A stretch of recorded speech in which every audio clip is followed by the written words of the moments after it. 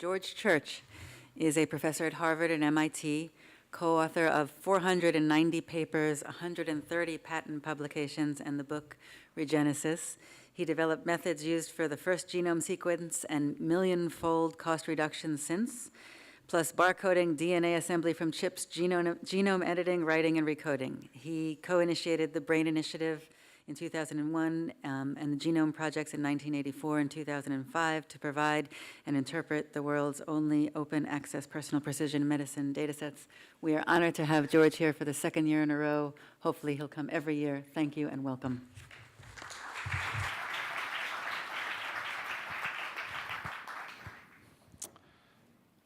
Hopefully I'll have something new to say every year. So certainly this year will be quite different from last year. And I'm interested, this is my conflict of interest slide, of course. And I want to talk about a vision and some very baby steps in the direction for getting neuromolecular input and output of doing this at synaptic level, brain-wide. So I want to start by telling you what progress we've made on looking at omics in general. This is measuring sort of genome, transcriptome, even sensors in situ, and then getting it miniaturized to wearable, and then talk about two ways of input and output from single DNA molecules to ion channels and back again. And then finally, how we can barcode every cell in the body for various purposes. These are all baby steps towards the vision of being able to do molecular input and output from every cell in the body. And I would categorize this as semi-invasive. We want to leverage the amazing capillary bed that we have. We have about 1 capillary per neuron in the brain, remarkably 0.1% of the volume, nevertheless full fractal access. And you're never more than, say, 50 microns away from a capillary inside the brain. This is part of a project that my lab has been doing for years. This is actually my brain just a few months ago as part of a whole body MRI research. Not really, nothing particularly wrong with me. You may not recognize me without my hair there, but that's one of the features of MRI. But we want to go beyond that and beyond this, which is fluorescent-based imaging in living brain. We want to be able to go to every synapse. So why do I even take your time up with something that sounds so fanciful? And it's because I've had a experience of watching two technologies, reading and writing DNA, improve by 10 million-fold, both in cost and quality. And for example, we have a poor genome that we worked on for $3 billion, poor in the sense that it didn't really represent what would be a clinical grade genome, which includes your mother's and your father's genomes, your diploid genomes. Instead, it is now we have that clinical grade, very high quality clinical grade genome that's about $600, $1,000 with interpretation. And we hope, and that's at Veritas Genetics, one of my companies, and we hope that within a year or two we will have it to less than $0. I thought $1,000 would be a pretty good price. Everybody would sign up for it, but I'm guessing that almost nobody in the room is. How many people in the room have your genome sequenced? Yes, so it's better than most audiences, but clearly $1,000 is not low enough. $0 is probably not low enough, so we hope to be paying people to get their genome sequenced and giving them additional value beyond the cash. Now, why is it that I am so optimistic that similar exponentials of 10 million-fold or better improvement can happen in a short period of time? And the key is not making robots that do exactly what humans do and filling a room full of those, that just spends money faster, not saving it. It's the ultimate miniaturization, which is miniaturizing to molecular level, and we can put millions or billions of reactions into the same size micro droplet in a tube or microfluidic system, and we can do the millions or billions of reactions as long as we have ways of multiplexing and encoding them. And this is, this goes at least back to Edison in the 1800s with telegraphs sending multiple signals along the same telecommunications. But we can do this with reading and writing DNA.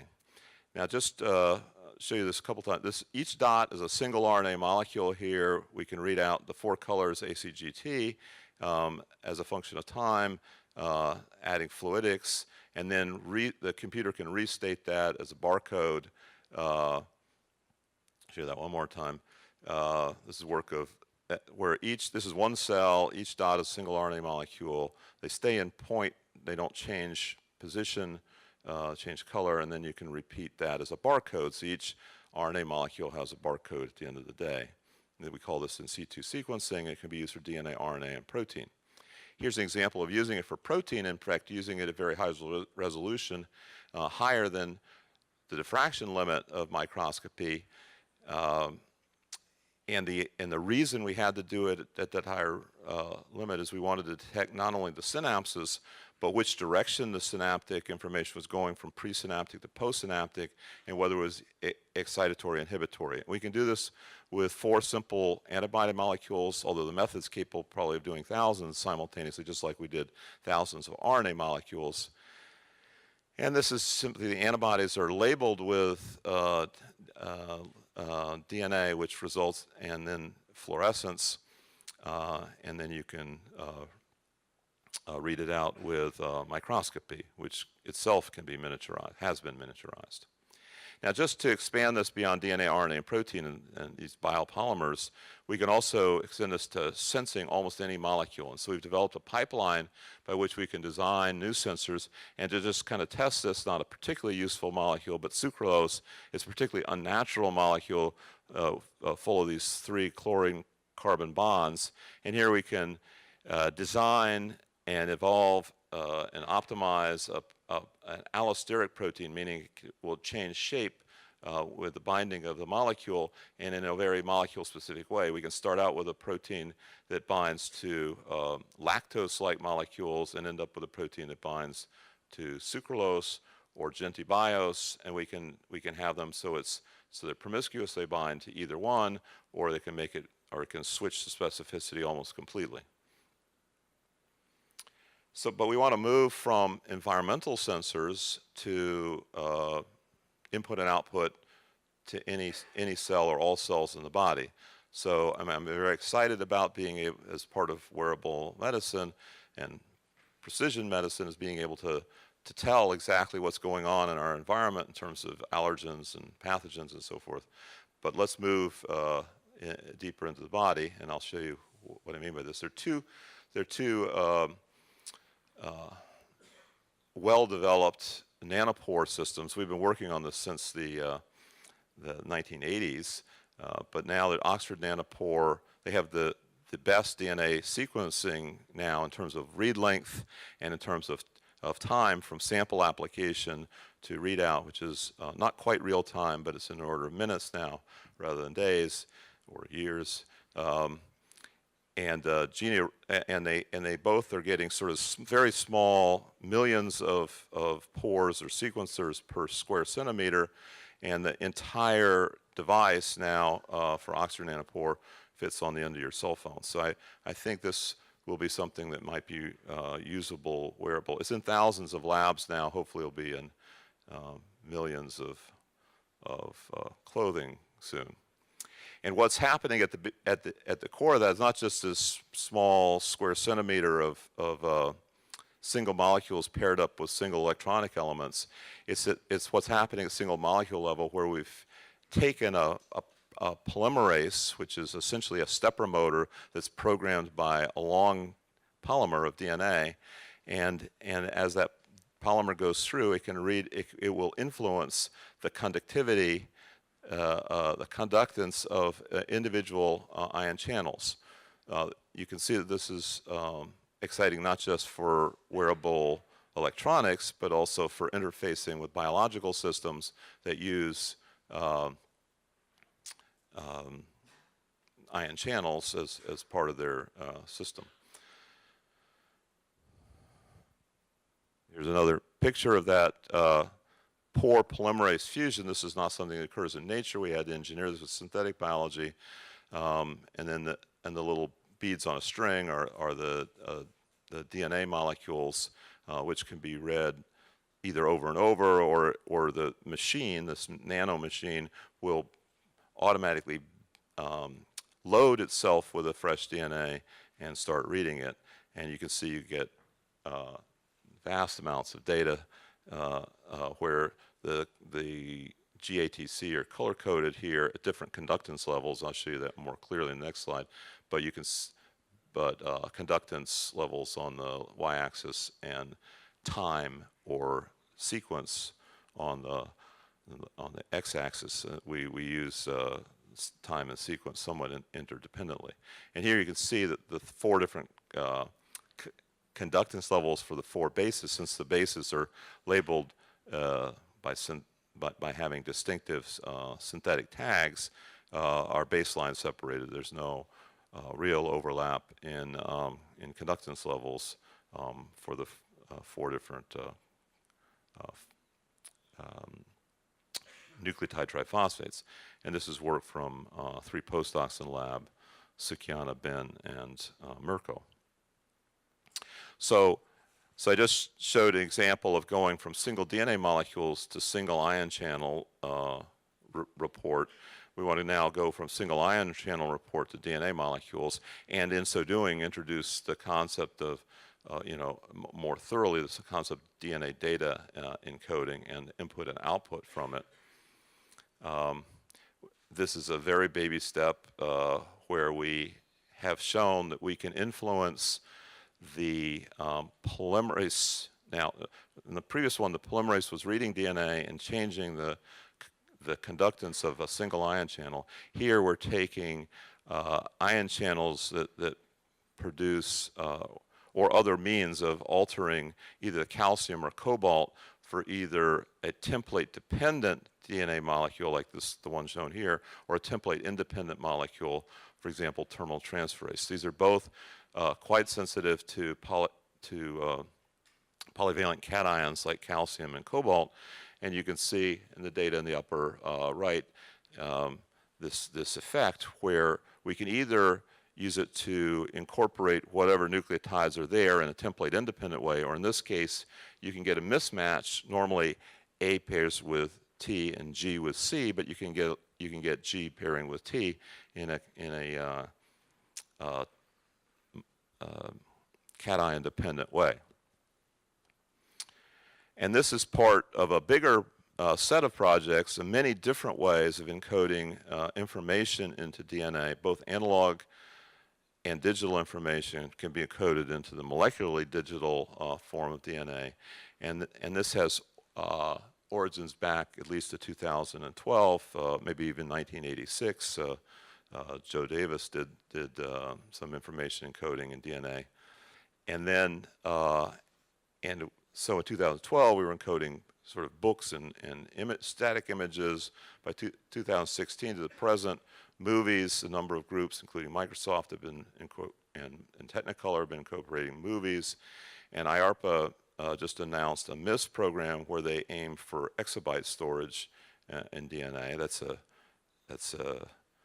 their intention, and they're encouraging this granting program that's not yet delivered. Now that brings us to probably our most advanced example of encoding information into DNA. In this case, we wanted to engineer barcodes into every cell of the body, each cell having a unique barcode. Now, even though each cell is probably unique in some way or another, to first approximation, you don't know in advance where to look for the uniqueness and how to amplify it and get large amounts. This is a way that we can say this particular molecule will be amplified high enough, easy to detect and use, and expressed at the RNA level. And we use this, we leveraged the CRISPR technology that you've heard quite a bit about, probably in the context of engineering plants or medical gene therapies. But in this case, we're using it in a different way as an information storage device, where normally it does what's on the far left there, which is it's transcribed from DNA into RNA. There's an RNA that's been either that's been designed by the researcher in a computer to attack a particular place in the genome. That RNA binds to a protein, sometimes iconized as a scissors, which makes a double-strand break in the DNA and essentially kills that gene that is targeted. And that's the end of the game. And this is kind of textbook CRISPRology, is that you transcribe the RNA, it binds to the scissor protein, it kills the target, and game over. So you've either achieved your gene therapy, or in the ancient days, you've killed the invading virus. We've changed that paradigm for the purpose of information encoding and getting a separate barcode for every cell in the body by having it target itself. So when it makes its own RNA, the RNA binds to the protein scissors, it cuts itself, so-called killing itself, but it actually doesn't completely kill it. It just makes insertions and random insertions and deletions, which are very distinctive barcodes, and then it transcribes again, makes a new RNA, and kills itself again, and keeps doing that, generating more and more information. And that, by definition, that RNA is transcribed, and you can pick up that RNA at a single cell level. You can see the little single cells in the lower right, where you can pick up the expression of different distinctive RNAs. Now, the point of this is not just that we've generated a barcode for every cell, but it's unique in every cell, and moreover, it is informative. It's not just a random barcode, it's informative of the lineage. This is just showing how we can scatter these information storage devices all over all the chromosomes, and these are the positions that we mapped for a particular strain of mouse that's particularly good at this. And you can cross this strain of mouse, which is the homing guide RNA in the upper left there, mouse, can be crossed to a Cas9 mouse or your favorite mouse, and to make this barcoded mouse. And then we can, the barcodes are not only unique identifiers, but it actually tells the lineage, which cell begat which cell. So you start with a single cell, you get 2, 4, and every cell divides into 2 at some in the next stage and turns into a variety of different kinds of cells. And we can track all the way to mature any cell in the body, in this case brain in orange there, and we can determine in what order the decisions were made about what kind of cells they are. In particular, something that apparently was an outstanding unknown question was whether the decision to make forebrain, midbrain, or hindbrain happened before or after determining the left versus the right. So basically the axes of the brain. But we have granularity all the way out to single cells at any stage of development, including the adult. And we determined that left and right was the last decision in this particular paradigm. So I just did this in a way to be provocative, and hopefully there'll be you'll have questions either now or in the break right after this. These are, I mentioned some of the postdocs and graduate students along the way, and these are some professors I've had the pleasure to work with on genomically engineered organs, which I didn't talk about this year, although I did last year, and on work that we're doing on Alzheimer's, schizophrenia, and bipolar, which I also didn't mention. So thank you very much. Oh. I also want to thank the Personal Genome Project, which is the project that we use that allows us to share human genomic and other data, all medical data. It's the world's only open source that I know of, access to full human data sets. It's kind of your cohort if you want to use it. It's out there. The NIH and the NIST and the FDA are all using it. We would encourage you as well. We have everything ranging from the tiniest molecular data to a whole body MRI. So if you want to test out your wearables, I can definitely help you meet the individuals in this project. Okay, you don't have to clap again. No. Okay, thank you. Questions? This may sound kind of crazy, but using that same methodology, could you store actual data inside an organism, like binary or ASCII data? Like, could you store like the data of a textbook inside of a mouse? Right. So we've done that. We published a Nature paper where we took some primitive video data and stored it in an E. coli population. But the objective is to be able to. The most compact way to store it is outside of an organism, but I think some of the more useful versions are storing it inside the organism, and we're even looking at ways of storing information of a video nature in the eyes of the insect that's observing the video data or the real world. Yeah.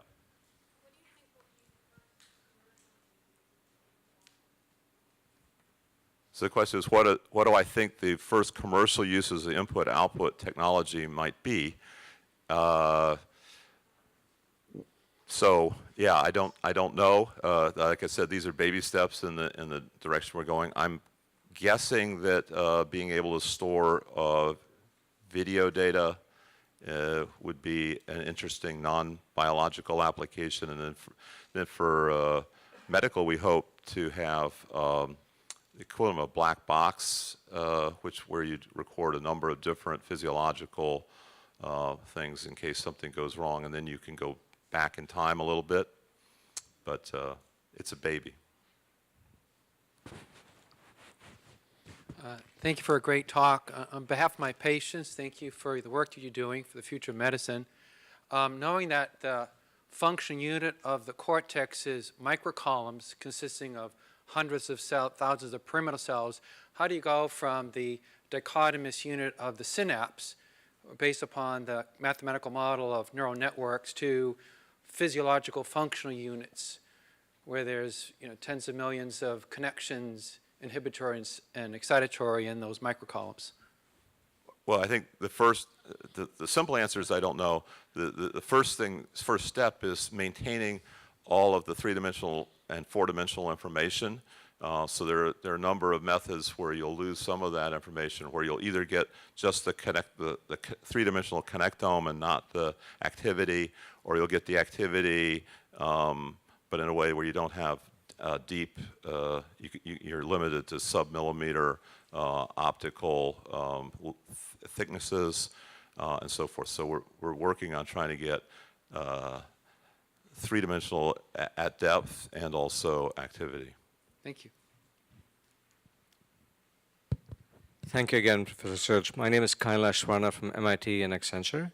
One question, have you considered applications in oncology, in particular, looking at metastasis? For example, cell lineage, you talked about the lineage of cells and the ability to track them. I just wondered if metastasis has something that you've looked at.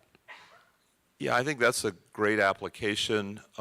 We have had some, we're not doing it yet ourselves. We've had some inquiries, people that want to use our system for it. We're very open to anybody can use. This is, again, a resource for all of you.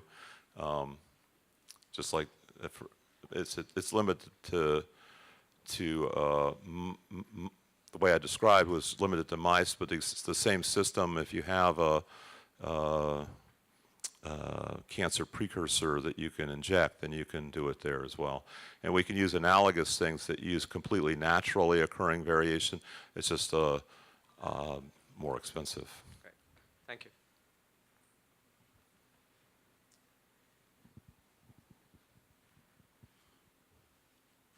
Okay. I'll be out in the break with the rest of you soon now. Thank you.